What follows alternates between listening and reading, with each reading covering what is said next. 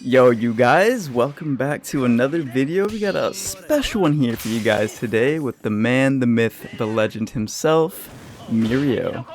And, yeah, today we get the legendary 10k damage. It's the final achievement that I always wanted with MIRIO, but I never got. I got all his other stuff. I got all the badges, all the damage badges, all the KO badges, all that stuff. But I never quite hit the 10k with them, so I'm really happy to show this video to you guys today. And so the main strategy is basically just pure focus on damage and just non-stop. Like this video, this game in particular, is just pure non-stop. I'm just constantly scrapping, trying to get as much damage as possible.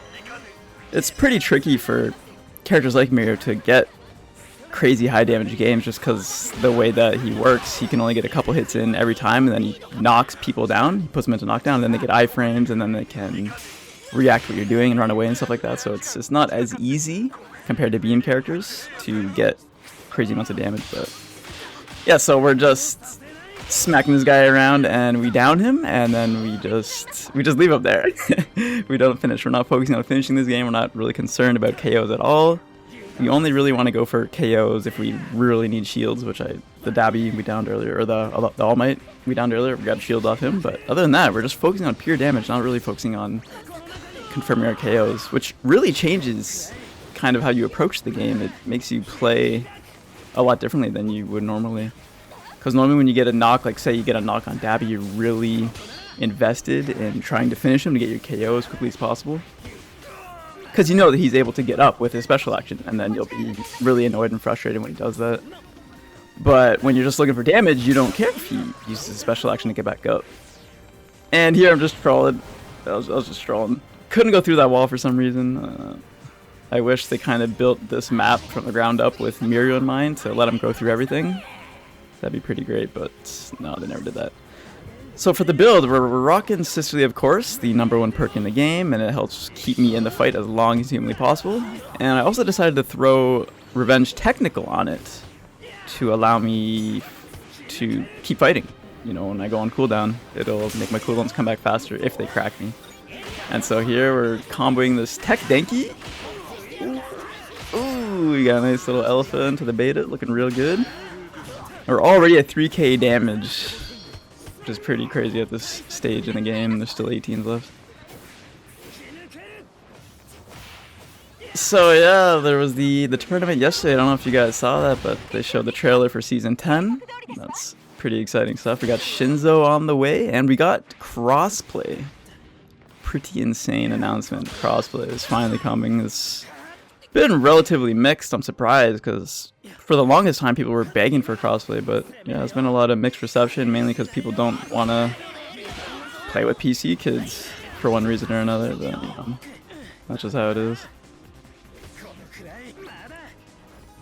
But yeah, we're just continuing on here. We got some more damage, just bullying this Ochako. This is definitely a baby Ochako, and I felt pretty guilty doing this, but in her defense, I wasn't gonna KO her or anything. I was gonna down her, and she's just eating hits because Ochako has that extra 50, makes her so bulky for a rapid. She finally goes down,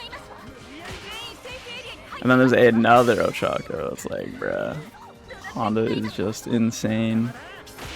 Definitely a slept-on rapid. Like, people know she's good, but I think she's even better than people think. And the one downside with going for like pure focus on damage is I kind of have to ignore my teammates, which feels bad for sure, but it's a sacrifice that has to be made. So the moment I went down there, and I'm not really concerned or focused on getting her back up at all. It's actually better if I have no team, because then I can dish out more damage, unfortunately. So it's a fun challenge, but your team definitely won't appreciate it.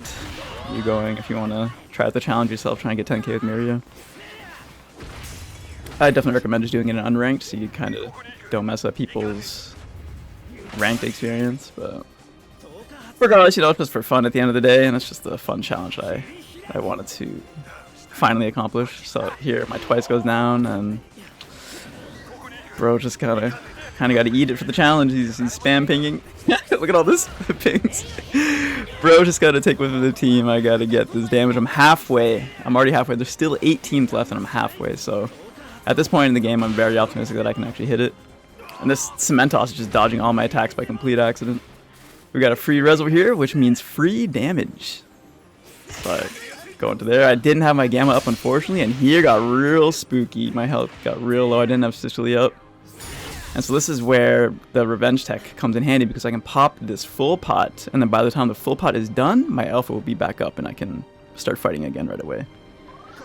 Like, my alpha's back. So normally, MIRIO, I'd have to wait like still like another couple seconds after popping a full pot, because MIRIO's cooldowns are so insane that you can pop a full pot and your cooldown still won't be done. So that's another reason why it's pretty tricky to get damage. So we combo this guy. It's looking real good. Bro's low. We're not looking to finish him, so I see Bro's running away, and I'm like, okay, well, he's gonna go heal, which is great for me, because that means I can deal even more damage. So I switch the focus from the Davi, and I focus on this boy Shig and trying to get as much damage as I can. And we have plus as well, so I'm not too concerned if my shield breaks, because I know I'll be able to get at least 2 plus ultras this game, because it's still relatively early in the game. So even if I pop plus right now, I will eventually get another one. So the shield pops here, and I got plus just in case I need it. Trying to get my Sicily, get it. Look to hit him with the charge alpha whiff, and I'm getting real low.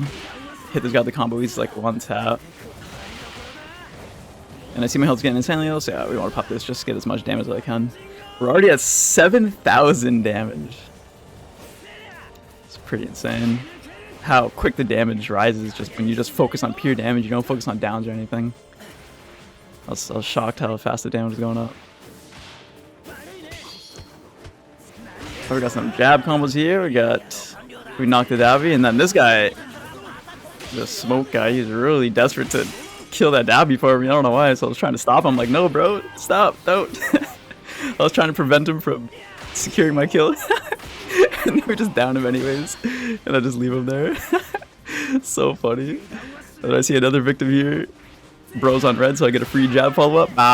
Another down, and I'm gone. It felt weird to kind of knock people and just leave them, but it was also funny at the same time. So at this point, my heart was definitely pumping a little bit faster, because I could see the numbers rising, and I'm super close. So I definitely really wanted that 10k. Really wanted it. And I could see the Sicily's running out. We got the frog popping plus. I'm out of there. I'm like, nah, I don't want to deal with that. I popped the shield card just in case.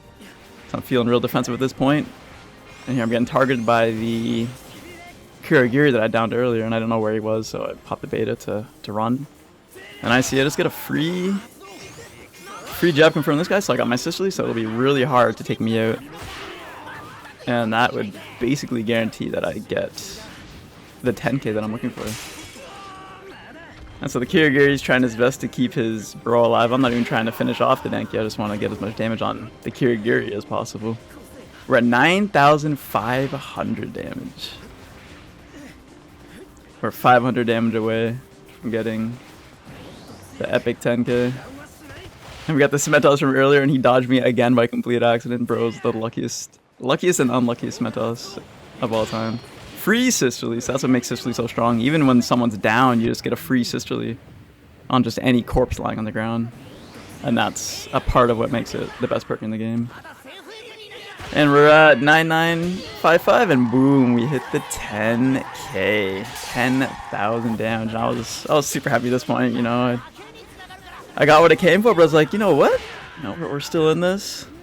And so now, my mission's not actually to deal the damage, but I actually wanted to get the dub as well, you know. Go the extra distance to get the dub on top of the 10k. So now my objective switched from pure damage to surviving and winning. So yeah, for the Season 10 announcement, what were your guys' thoughts overall? I thought it was pretty cool. For the tournament, people were pretty salty at the winners of the tournament. It was a bunch of Sicily abusers. I believe it was a Hawk, Sochako, and Tech Shoto. And they just abused Sicily to the fullest potential. And people are kind of clowning on them, but like that's kind of what you're supposed to do. You're supposed to play to win for the tournament, right? So I never quite understood people that kind of clown on people for trying to win in a competition where the whole point is to win, you know? It doesn't really make any sense. It's kind of like clowning on people to eat when they're hungry. It just never made any sense to me. But I never watched the full thing. I just watched a couple of matches. I was watching Ronin and Stray, and they're pretty enjoyable to watch, but Stray was lagging pretty hard. I could even see in his gameplay that he's lagging like crazy. And Ronin was having troubles too. He's lagging out, so that was unfortunate. The organizers tried to restart it and tried to do some testing and stuff, but they can only do so much.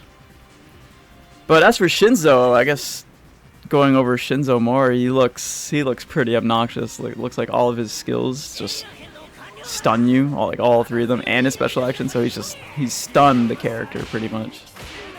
So we'll see how that goes. I think he has the potential to be very strong. We're down to the final 3 teams here, and I actually didn't know who the team members were, even though I should have, because I knocked that Denki and that Kurogiri. I actually KO'd both of them before, so I should have known they're on the same team. But then I saw the W, and I guess I got a little confused. But yeah, we got the revenge tech coming through, so my beta comes back much faster. I got lucky here and was able to pop a shield, and I wanted to hit this Dabi to get a free sisterly, but I kind of missed a jab there, so I ate way more green damage from the storm than I wanted to. And then I noticed that it's the final team, and it's a 1v3 for my 10k damage game. So I'm like, oh man, I really want to win this, because that'd be epic. 1v3 with over 10k.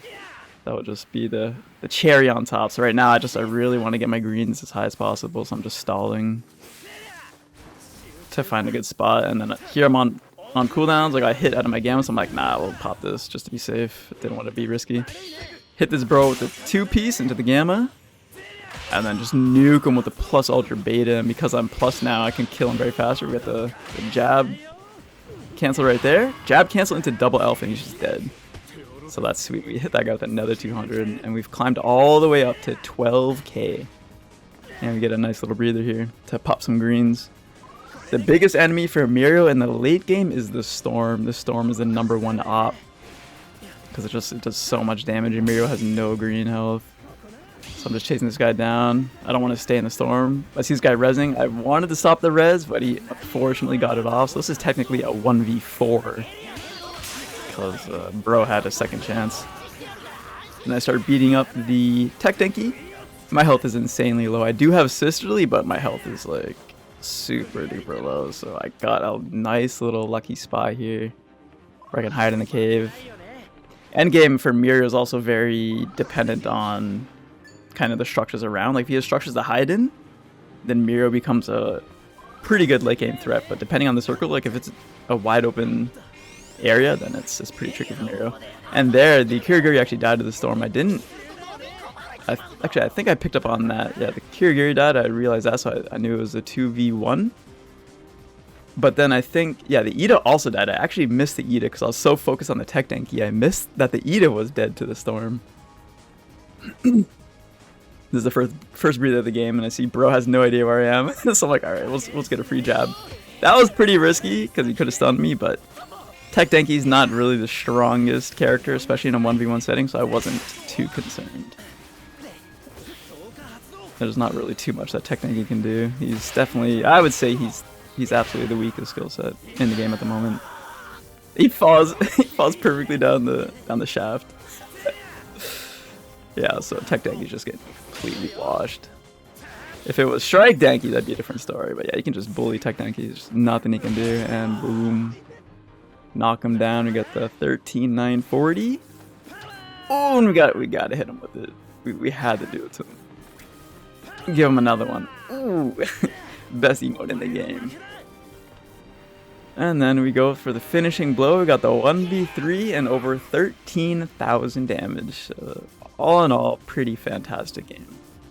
I was really satisfied with this one. Really happy. I think it's one of the highest damage games, if not the highest, of MIRIO, at least on YouTube at the moment. I did check, and I didn't see any higher than that, so that was pretty fantastic.